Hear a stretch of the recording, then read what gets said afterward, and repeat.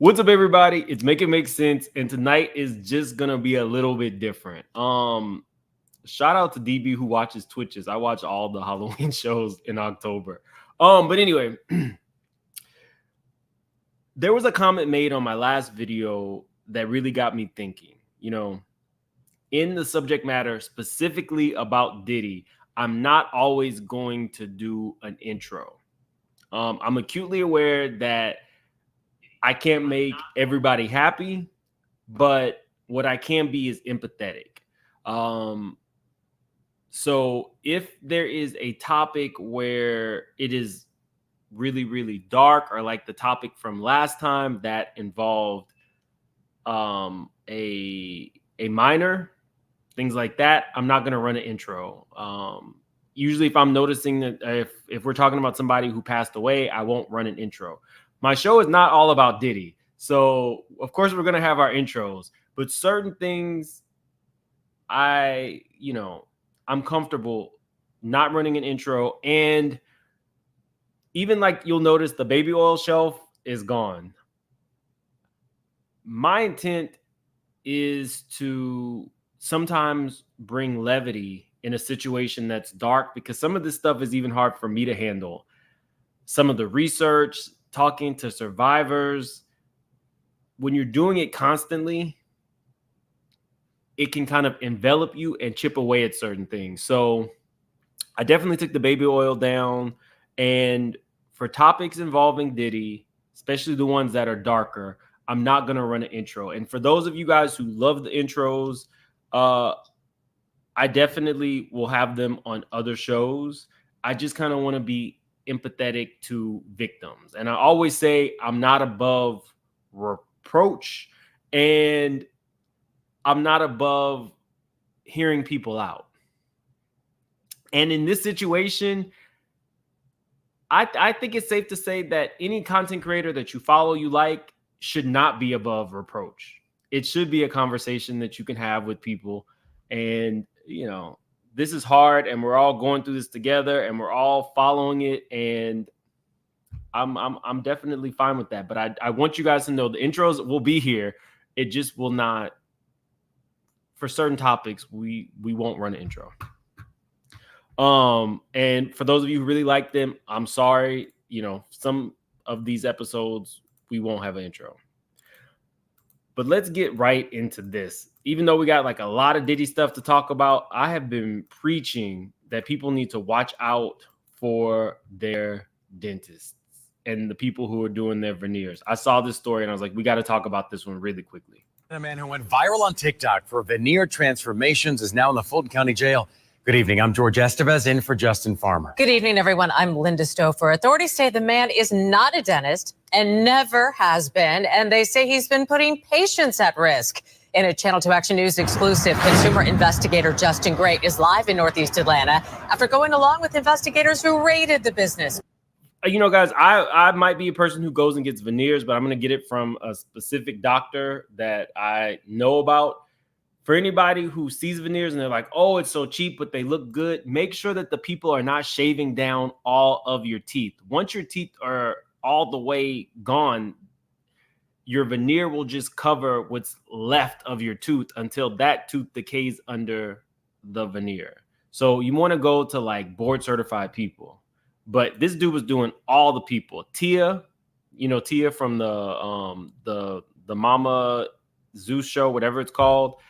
All the reality show girls were going to this guy. Justin.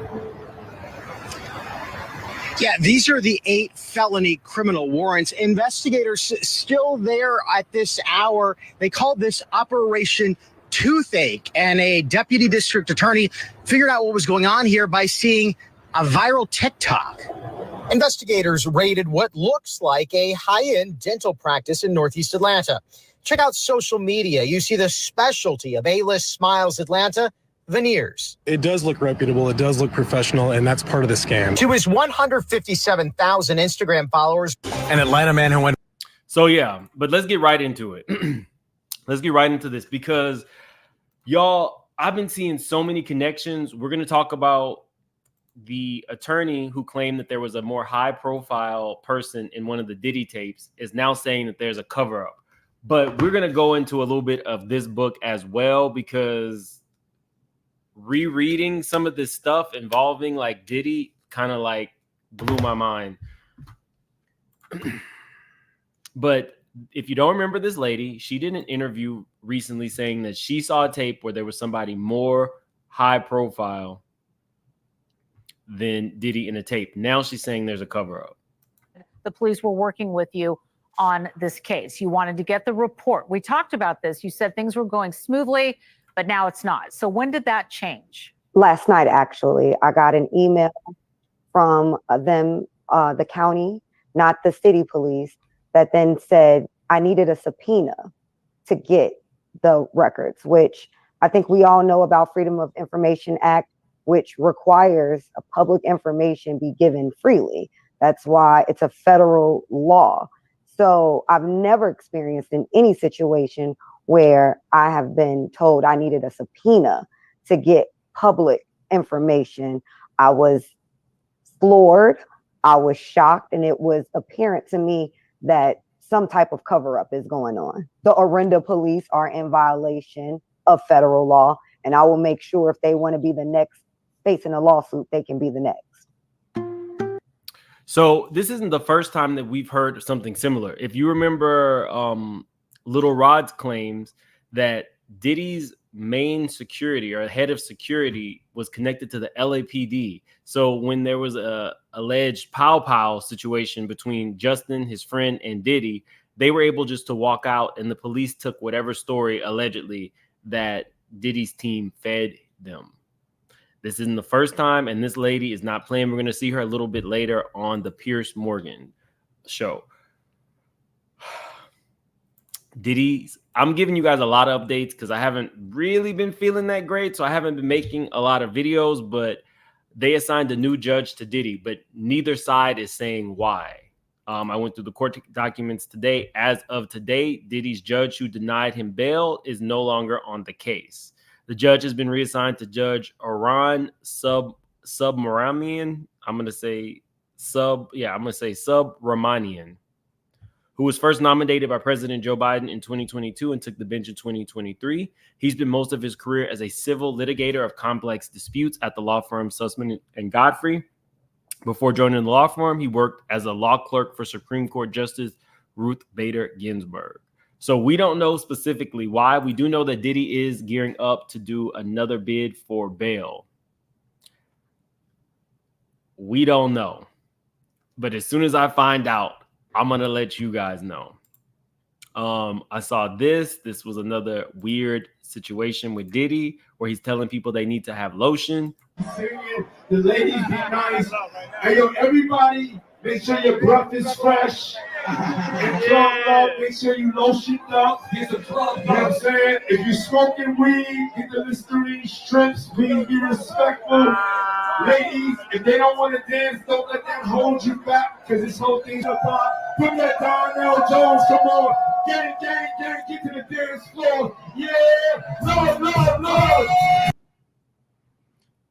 Weird. There were some questions that people asked me about the last live regarding Jay-Z and my comments on Jay-Z. At this point, Jay-Z has not been indicted with anything, and although the public, or a large percentage of the public, believes that he will go down with Diddy, there isn't any evidence as of yet. One thing that I mentioned, though, about Jay-Z was Corinne Steffen, aka Superhead. Her name is Elizabeth something now. Her new name is Elizabeth. I still call her Superhead. I use Superhead as an example because both Jay-Z and Diddy had a situation with her. Both were intimately involved with her.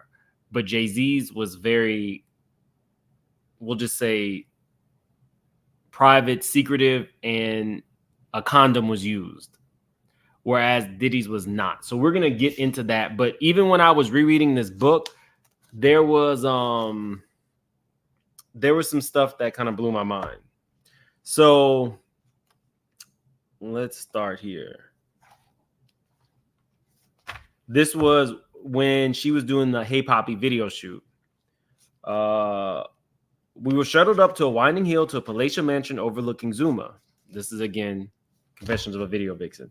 This was my first time in a house this size and in Malibu. This was also the first time Jay and I would speak. As soon as we unloaded from the van, I saw Jay standing poolside in front of Hype and his cameraman. I quickly made my way over to introduce myself. Hey, I'm Yuzette. I said, I'm Chuck's people. Yeah, he said, what's up?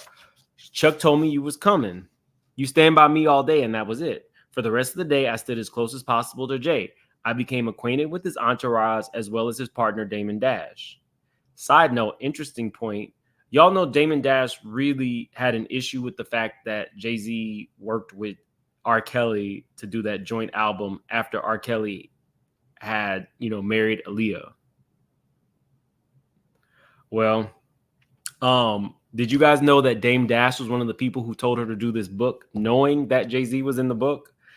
And Andre Harrell told her to do this book, knowing that she had stories about Diddy.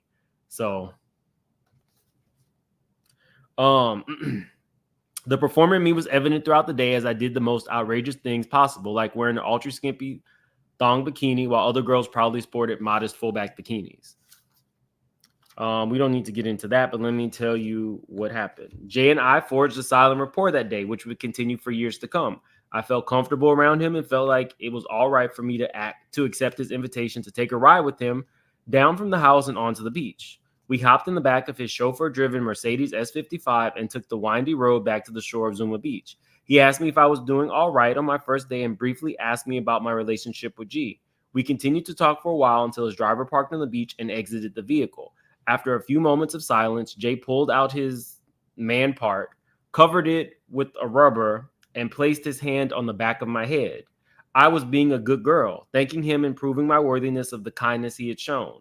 I was doing what I had been taught. We carried on in the car for a while and headed back to the set, as if nothing happened, and every once in a while we shared a glance and half a smile. Jay and I would remain acquainted over the next few years, as he evolved into one of the most successful and influential players in not only hip-hop, but pop culture. We'd bump into each other on video shoots, at events, and private gatherings. Unlike some of the others, there were no games, no long phone conversations, and no dates. Jay made no professions of love for me, nor did he make me promises. It was all very straightforward. It was what it was, nothing more. Since that day in the car, he remained a gentleman. He put his hand on the back of your head and told his driver to get out. He remained a gentleman, and it seemed as if nothing had ever happened between us, and in a way, nothing had.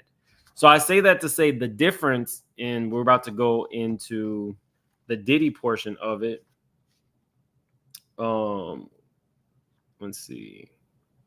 No, before we get into that, I thought this was really interesting because a lot of people had conversations about how I'm trying to take down the black man, and a lot of people feel as though these powerful black men are being targeted.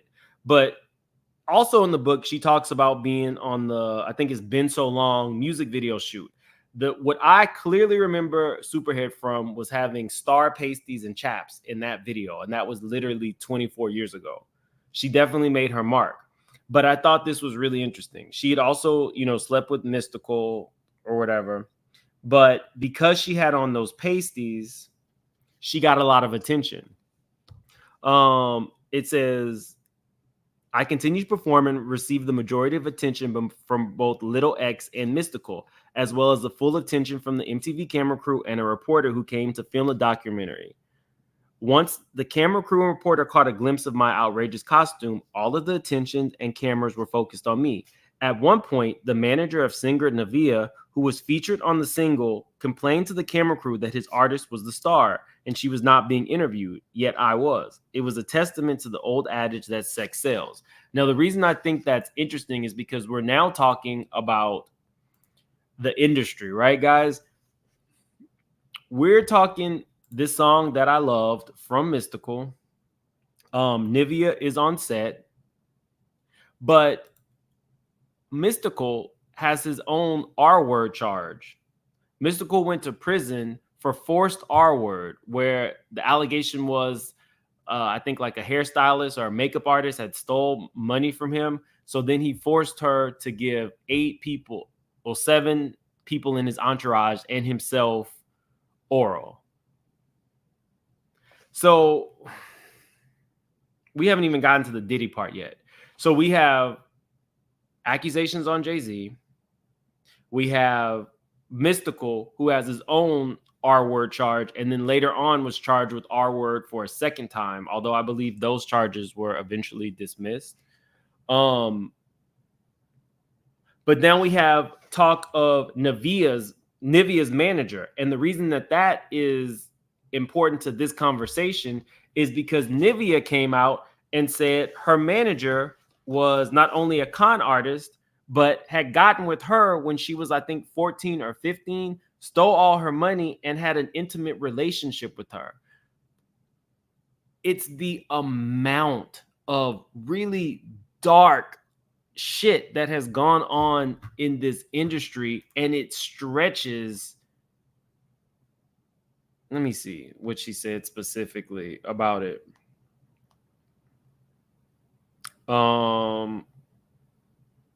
I was like really disgusted with how I saw he had power over me. So I was sick of it and I wasn't attracted to him anymore. So I started to feel wrong in every way. And he didn't like that. He would still try me when we traveled. And then me and Wayne just kept getting closer and closer, falling in love. So not only was he taking advantage of Nivea when she was 14, 15, he was her power of attorney. So he got all the money, was not giving her money, and also beating her. So just in this book alone, like going through the industry, how do we not see that it's time for a comeuppance?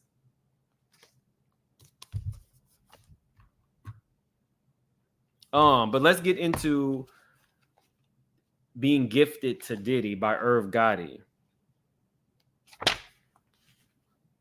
And some of the verbiage that he used.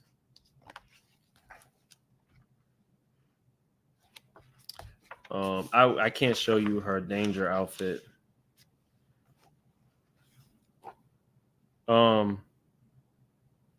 So this is later in the book where she's talking about Diddy comes up to Exhibit to say she'll have you on a video with fingers in your booty. By this point, Exhibit was just as confused as me. We stood on the front lawn laughing hysterically. Diddy appeared to be under the influence, but underneath the laughter, there was a serious thought running through my head. Why was Diddy this anxious around me? I remained baffled and threw the thought in the back of my mind. Diddy also asked, "We're cool, right? I mean, we're friends." You guys remember the lawsuit that just recently, the Jane Doe lawsuit alleged that Diddy reached out and said, "You were cool with everything we did. We're friends. Let people know that we were friends."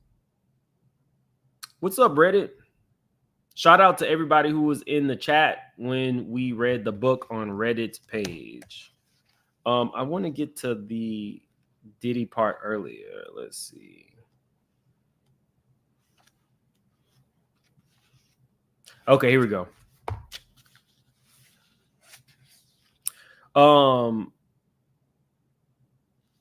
Let's see. His conversation with Gotti was abruptly cut short as he took a few steps closer to me, grabbed my hand, and said, "I want you. Can I have you?" Now, this is Diddy walking up to Corinne on their first interaction. Then Diddy turned to Gotti and said, "My bad, dog. Is this you?" Gotti quickly said, "Nah, it's cool. This is Yvette. She's cool people." "Can she come with me?" Diddy asked. I wanted to leave with Diddy right then. The ecstasy had me in the mood where whatever I felt normally was heightened 100%. Even the wind on my face made me orgasmic. Right there in front of me, Gotti and Diddy made arrangements for me to meet Diddy at his house in an hour.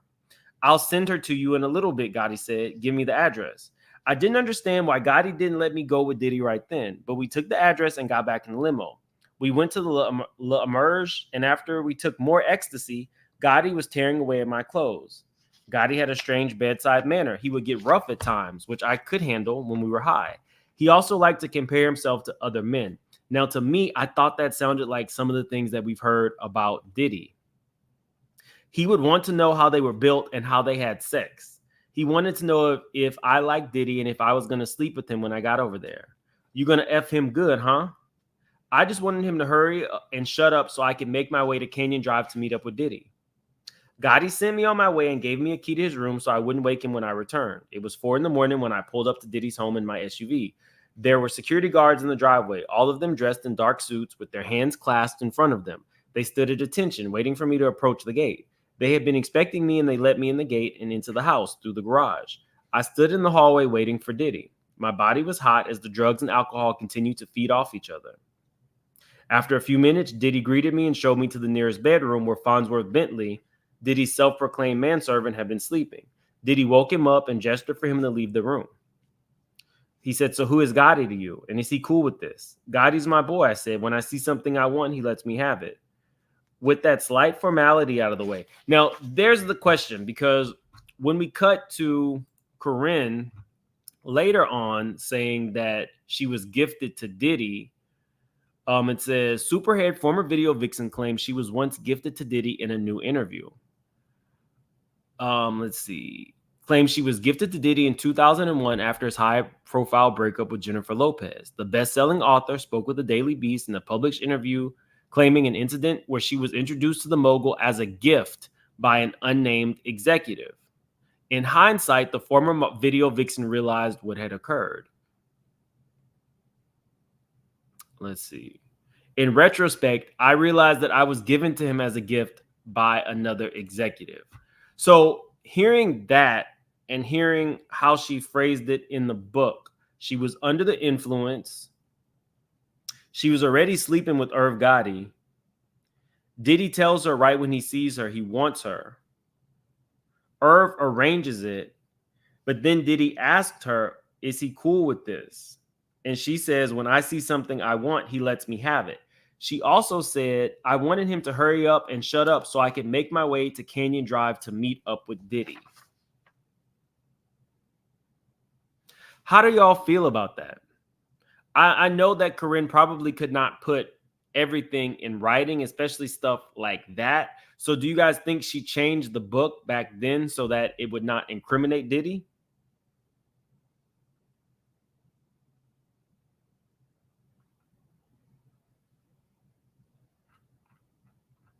I don't know. That one was kind of, that one I couldn't really, I don't know. She also said that he was average at best. It was pretty straightforward, nothing out of the ordinary. She says that Gotti wanted to present her as his resident whore. But I was beaming from ear to ear as I got dressed to head back to Diddy's house. Back at Diddy's, I was received with open arms by him and his staff. I met up with him upstairs. I mean, I don't know. Y'all can tell me in the comments. You just never know. And now that I'm reading it in a different mindset, I just thought she was having a good time and having fun. If Diddy just walks up to somebody, a woman that's with his friend, and says, "I want you and can I have you?" That's weird, y'all. Life as Mirror, thank you so much for joining the membership. Ben Crap says, anyone talking about taking the black man down news to, oh, shut the F up. Let's look at the alleged areas toes that black men have done to other black women and men. Doing these videos, you walk a tightrope. And sometimes you just have to ask the question, how do y'all feel about it? Here, a couple says, there's never been anything handsome or sexy about Diddy or Irv Gotti. Never. She might have been trying to protect Gotti. But let's get into some of this other stuff.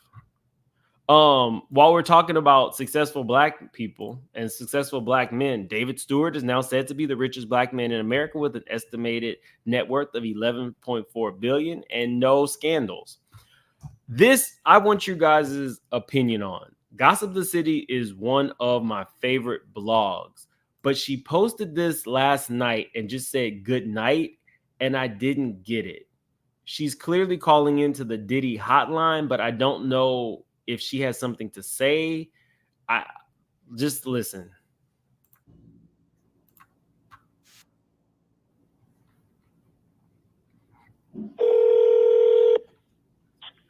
Your call may be recorded for call quality assurance purposes. Thank you for calling the Sean P. Diddy Combs Abuse Helpline. This call is being recorded. We understand the strength and courage it takes to come forward. Any information you provide will be kept completely confidential, but we expect full honesty in order to properly assist you with your potential case. By staying on the line, you agree to provide accurate information to the best of your knowledge under penalty of perjury. Please hold for the next available representative. So Gossip of the City is very connected. I don't know if she's saying that she has something to say. We're gonna get into some stuff that she said about Brashear Gray on another video, but I did not know how to receive this information. I know that there is a hotline. I saw it on Busby's on the back of his step and repeat, but I don't know if she's saying she has some, like she's seen something. Gossip of the City is she'll spend $20,000 to go to the Super Bowl. She's connected. People tell her stuff. They send her stuff. She gets a lot of valid tips. So do you think that she's gonna be reporting Diddy? I don't know. We'll talk about it later. Let's see. But let's get into this. When I saw Jaguar Wright on Piers, I was shocked. Let's see. You'll be staggered he avoided the attention of law enforcement for so long. I'll speak to a lawyer, a whistleblower, and an insider for an uncensored insight into the showbiz scandal of a generation. And Jaguar, I'm going to start with you. You've been called a whistleblower. You knew Sean Diddy Combs for a long time. You attended a number of his infamous parties. And in 2022, you made headlines after comments where you called him a sex trafficker. And in response, you were called crazy and jealous. Do you feel vindicated by the events of the last few weeks? No, not at all. Because he's just the beginning. Until him and his cohorts are all held to account publicly and legally, the victims, they're not safe. How bad was it? That's what I care about. I care about the victims. No, I understand. How bad was it, do you think? What was going on? I'm going to tell you right now that me, as a woman who has been in the industry for over 30 years, I've been performing live since I was 13. My first handler was McKinley Horton. I come to find out 25 years later that a scar that was on his face with a very elaborate story he gave me was put there by a woman who he assaulted. To live through these things and hear your elders in the business, people like Patti LaBelle say, just avoid him, honey. I had never heard that before. And being taught to be just avoid him, honey. It's not good enough. Not when you live through these things, you're still suffering the PTSD created by all of this, and you're talking to a victim that's 20 years younger than you, and she's telling you the exact same thing that happened to you. So you want to know why there's no vindication for me? Because for 4 years, I've been screaming, not just Diddy, but Diddy and Jay-Z are monsters. And the victim-making machine kept going on. Jay-Z has been notable by his silence since. I do know that a lot of people have a problem with Jaguar, but it is undeniable that she was one of the few people who was willing to speak out about Diddy years ago, before it was almost acceptable. These charges were brought against Diddy. Why do you think that is? Because that's what he does.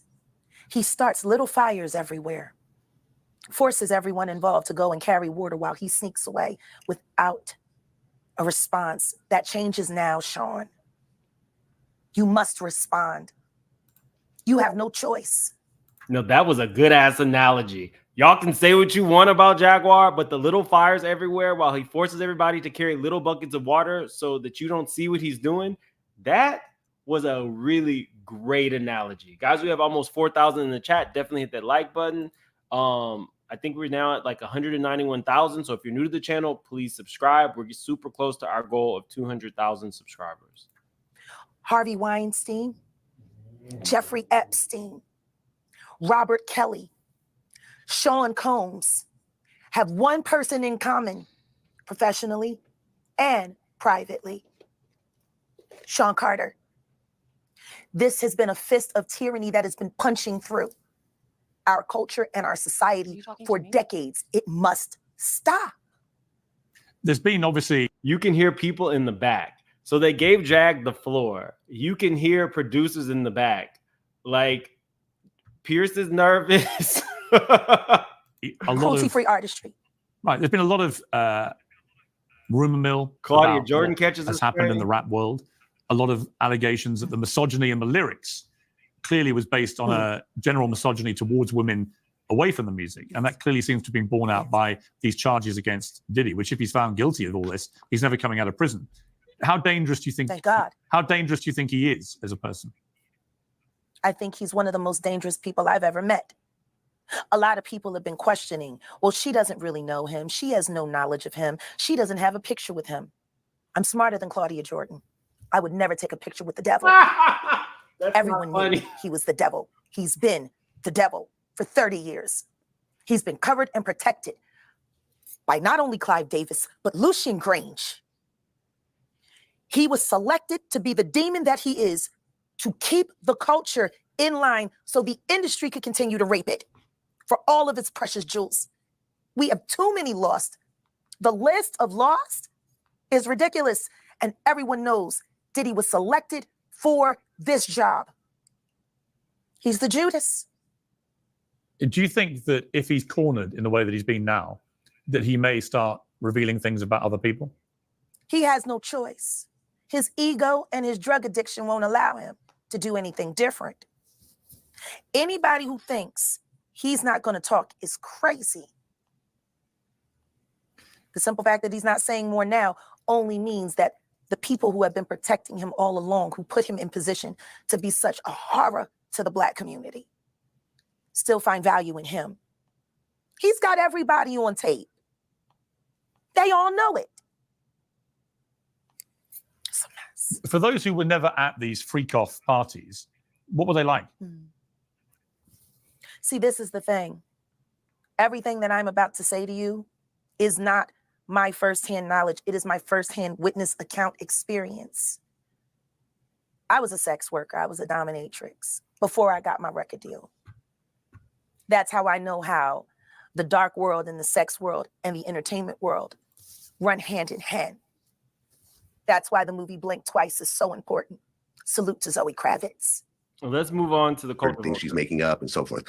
Anything that she says. Vlad TV, DJ Vlad. DJ Vlad, I mean, pretty horrifying listening to these testimonies. What did you make of what you just heard? Well, Jaguar Wright is known to be a conspiracy theorist. I don't really co-sign anything that she says. I've never had her on my show, and I don't have any plans to have her on my show. You don't believe her? And yet you have Boosie every chance you get because he is the epitome of what's right, and he's his insights into the world are so valid and appropriate. I mean, I feel like Boosie is now part of Vlad's channel. So to admonish Jaguar Wright, but have a man up there who admittedly paid a prostitute to sleep with his, 13-year-old son and 14-year-old nephew? It's okay. She's got an album in 20 years, and a lot of this stuff is just stuff she's heard, things she's making up, and so forth. I'm not saying that there aren't serious things that Diddy may have done, but yeah, I can't co-sign anything that Jaguar Wright is saying, if that's your question. Well, I mean, obviously, since we last spoke, there have now been these charges against Diddy, which are incredibly serious. You didn't think at the time we last spoke I that just he wanted was to play likely that to face these charges. Are you surprised it's come to this? Let's move on to. I'm not surprised. Diddy's. This is the attorney who came forward and said that we just watched her at the beginning of this video when she said that she feels like there's a police cover up with Diddy and they're trying to stop her from getting evidence and things of that nature, or she should have access to certain things and they are denying that. So she feels there's a cover up. She had a lot to say. Alleged victims. Thank you very much indeed for joining me. There are so many people coming forward now with allegations about Diddy. What do you think about the scale of this case? Well, before I get into that, I kind of want to address the prior two panelists. First with Mrs. Jaguar Wright. She said a lot of things that were very jarring in her explanation of what she saw and had firsthand accounts on. My concern for her, she's saying a lot of things that could be considered libelous. Right. And I would suggest that she contacts an attorney, if only to vet the information she has or purports to have from other victims. At least they can protect her, and then they can also do their due diligence, the attorneys, to make sure that the information she's receiving is accurate outside of the things that she knows and may have proof of.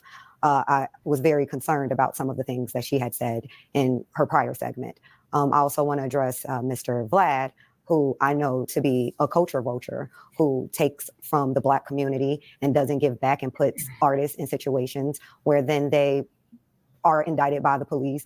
And Piers was not ready for this panel. He's very much so what we call police type investigation in the Black community. And for him to repudiate what Mrs. Wright has said, I thought was completely out of line. He can say he doesn't agree, which is fine. But for him to be someone who constantly uses the Black community. Who is she? She's an attorney that recently, or I can give you the full background. She's an attorney who recently came out and said that not only does she have a client who's going to be filing a case, she saw a tape with Diddy and a more high profile person. Additionally, you might remember her from, she is the attorney that sued Trey Songz. And she was also the attorney who took the case of a young lady who had a case against Chris Brown. She dropped that woman when Chris Brown released text messages and I think like voice notes that painted the woman's story in a bad light. So she's been around. She's done press conferences before, but as it stands today, she is going to be representing one of the more recent victims of Diddy. And uses them as a means for his platform. I thought that was very inconsiderate and unprofessional. Now, to get to your question that you asked of me regarding the victims, there are victims coming out every day, even someone who contacted me last night. So, and it's only standing to be more individuals coming out. I do talk to some of the other attorneys who represent victims that we already have known because they filed cases, who have additional victims who plan to come forward and they plan to file cases against very soon. So it's only a matter of how many more are going to come out. And it seems to be, there'll be very many more. You've said that you've been contacted regarding the sale of one of the Diddy freak-off tapes, and that it features a very high-profile celebrity. What can you tell us about that? So actually, I recently was contacted by one of my business partners, who's also an attorney, who said to me, well, why are we not writing the demand letter to try to do the catch and kill? And I said, well, if you want to do it, then I'll connect you and you can essentially do it. He was also concerned about wanting to protect the other person who was in the film, mainly because I've known. Catch and kill. If it is just a tape of somebody engaging in adult activity and they are completely cognizant of what they're doing, I could get it. But if there's anything in the tape where somebody's being violated, I don't know how you're able to shop that around. For instance, the R. Kelly tape. If we go way back with R. Kelly and Sparkle's niece, in present day, like when you know better, you do better. I never saw the tape, but I know people who saw the tape, and now that would be considered distribution of child P, right? So who are these people who have these tapes that are able to shop them around, but they're not getting in trouble? That's something to think about. About this for about 3.5 weeks to about a month. I've been communicating with these people who purport to have that videotape. And it wasn't until Thursday night that they outright said, can you write on your letterhead a letter to the individual who's also in the tape and see if they're interested in a catch and kill? And is that something we'll give you X amount of percentage of it? And at the time I was like, I don't think I want to be involved in this, but I hadn't had time to process. But the other attorney I'm speaking of, he's pretty much been in the know the entire time since I first got contacted by these individuals with the Seabreeze says, and shout out to Seabreeze. Seabreeze has been around since the beginning. The attorney didn't say it was illegal. She said it was a high profile person. Anytime you have a tape involving somebody where they are taped in a sexual activity without their knowledge, that is illegal. Now, it may not be something involving a child or somebody who was drugged, but if you are being filmed doing something sexual and you have a tape of it, you're not even the person. We now have heard stories of Diddy doing things with people and selling it. through his former security guards P company. That's illegal. On its face, it is illegal.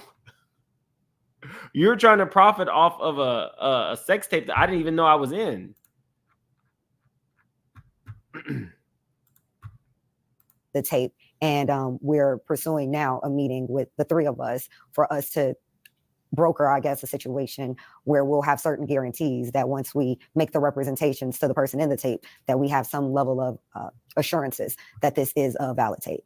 And just to be clear, two thoughts about this. One, is it a household name? I think this already sounds really, really fishy.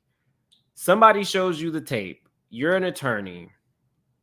You mention the tape publicly. So now it's everywhere because that story went extremely viral. You're hearing a name bigger than Diddy's.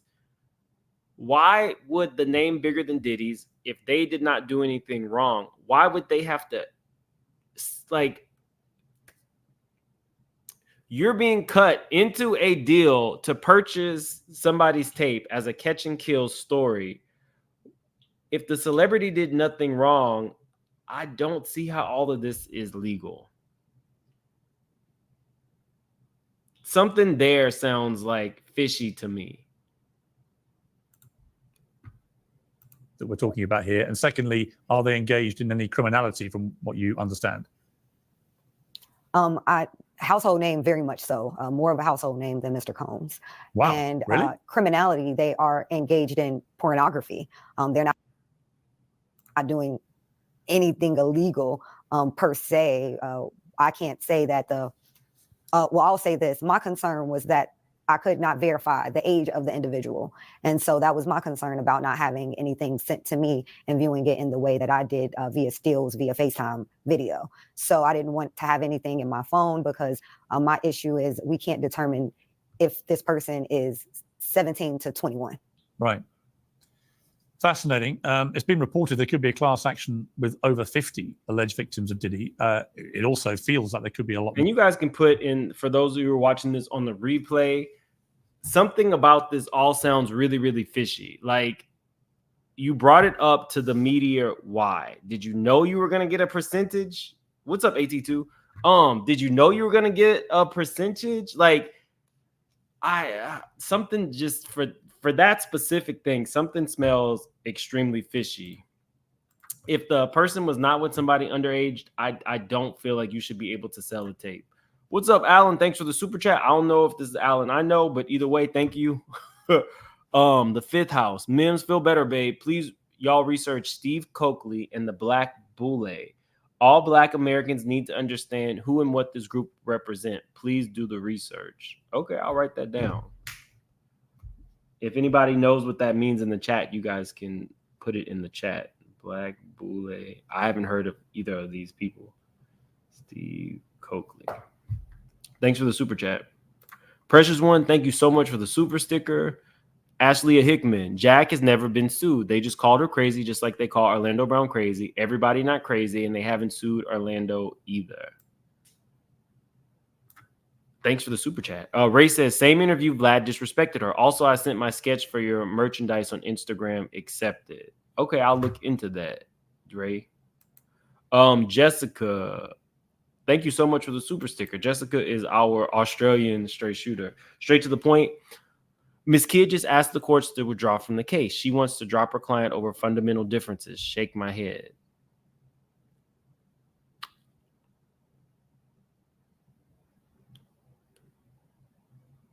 Really? So we were going to be going over the court document that said that an attorney was dropping their client. I did not realize that it was her, but I will look into that and get back to you. Thank you. Straight to the point. What's up, AT2? Then she said they weren't sure if the video featured a minor. She needs to turn the video to the feds if she really cared. I'm kind of with you in the sense that if it featured a minor, why would you potentially work to catch and kill it? Miss Betty Lou Hudson, thank you for becoming a member. And also, Miss Betty Lou Hudson, thank you for the super sticker. Oh, y'all said that those names are Black Illuminati.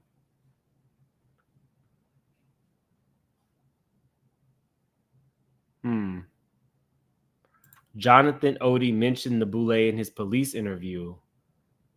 The Boule is the oldest Black American frat. Okay, I'll look into it. Y'all know I'm still doing the research on the humiliation rituals. Seabreeze, she doesn't have the video. She was sent a still, but even in the still, she said she couldn't determine if the person in the video was between the ages of 17 to 21. Just a catch and kill. Oh, it's the Freemasons. We'll see how this plays out, but let's get into Jag talking about. Let's get into Jag talking about Jay-Z. It's been happening in front of everyone's faces for decades. Do you think that the world is going to be shocked by what comes out? Oh, absolutely. I just don't know why they are.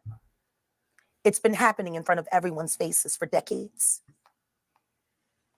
For decades. How many victims? What's the difference between me and Judy Garland? Social media. How many victims? There was none for her. How many victims potentially do you think there could be? Thousands. Thousands. I've talked to hundreds that I deal with still myself.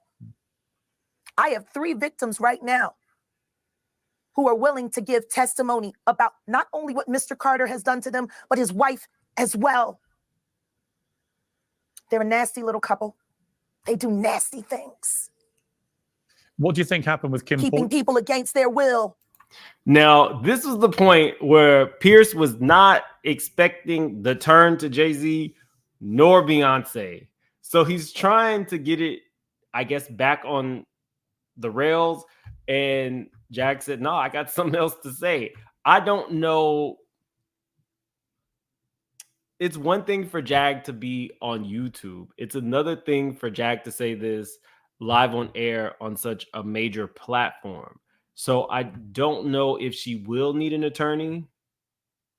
I don't, up to this point, Jay-Z nor Diddy, no one has sued her, but I would think that she probably should have just an attorney, kind of make sure she's not liable for anything after this interview. Putting people on planes while they're unconscious, just like Aaliyah got on that plane. Unconscious. There's a lot of things that people don't want to talk about, Piers. Listen, like I said, Jay-Z and Beyonce are not here, unfortunately, to respond to that. I know. I'm just being honest with you. You're perfectly entitled to your views, obviously. Kim Porter, yes. A new book claims that Diddy may have been involved in her early death. What do you think of that? I think people should really look into that more. I am friends with Albie Shore. I love him. I love his children. I knew Kim. We used to all hang out together at the Kit Kat Club back in the mid-90s when Diddy was first starting his reign. I watched that whole thing happen. And everything that Albert has been through, every attempt on his life that has been ignored by the authorities, it all leads back to Diddy, and everyone knows it. The wiretapping of the phones, putting air tag on children during visits. These are normal practices that these people do. Jaguar, I've got to leave it there. I really appreciate you joining me.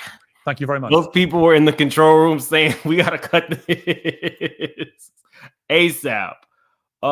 Trap House, Jag mad Jay-Z took her song Cry out of rotation. Did that happen?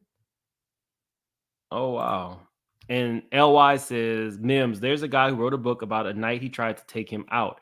Interview him, please. I will message you. There was a guy who wrote a book about, like, who tried to take who out? Jay-Z? Was it his brother? Because we know that he pow-powed his brother when he was 12. I think his brother was a drug addict and was stealing from him, and Jay-Z pow-powed him. Or was it who Jay-Z shanked? Ray, she show receipts. Done. Oh, is that about the which you sent me on Insta? I'll check it out. Straight to the point. Yes, it's Miss Kidd. She has gone on national news today and stated her client, Miss English, undermined her. Miss Kidd wants out. Okay, we'll go over that tomorrow on our video because there is a listing, like it's a whole court document detailing everything that went wrong. Now, before even reading that, I can tell you on the back end what issues people had with. Is Audra's the one who was a go-go dancer? Is that Audra? So many people. Let's see.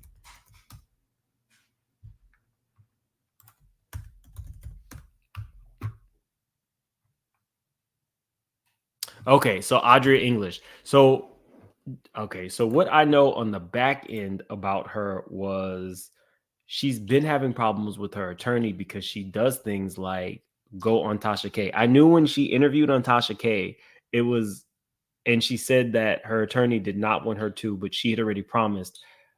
I could kind of see that there were some cracks there. She went on Tasha K. She was a little bit inebriated, allegedly, and I'll be interested to see what all the court documents say as to why this attorney dropped her. But on the back end, she's not the only attorney who has dropped her. So anyway, guys, thank you all for being here. We got like almost 5,000 in the chat. Definitely like the video on the way out. If you just came in, I would ask that you start the video over and watch like the first couple minutes. We talked about some important stuff, especially involving like the baby oil and the direction that the show is going to go when we're discussing very serious, dark topics. So thank you guys for being here. I'll definitely see you tomorrow. I'm feeling a little bit better. I might even go back to my Justin says, quick question, why do people defend the pedos? I don't know. I think it has a lot to do with celebrity. I think that plays a bigger part than people are willing to admit. LY Diddy tried to take him out in the mid 90s. Is that the person you're going to be sending me? And Celebrity Scandalous says Cassie's lawyers tried to do a catch and kill with Diddy. There was all kinds of illegal things in her lawsuit. What's the difference? A catch and kill is in terms of with her lawsuit. You're saying that she went to Diddy and said, I'm going to sue you if you don't settle with me. Is that what you mean by catch and kill? Or are you talking about something specific? If I were Cassie and I knew that I was wronged and I was going to sue Diddy, I would probably rather have a quiet settlement than put all of this out on Front Street. Although now that we have seen this all out on Front Street, I think that played a big role in why so many other victims came forward. So, but I didn't see you respond, so I guess you'll respond on the next video, Celebrity Scandalous. Thank you so much for the super sticker, our super chat, and I will see you guys tomorrow.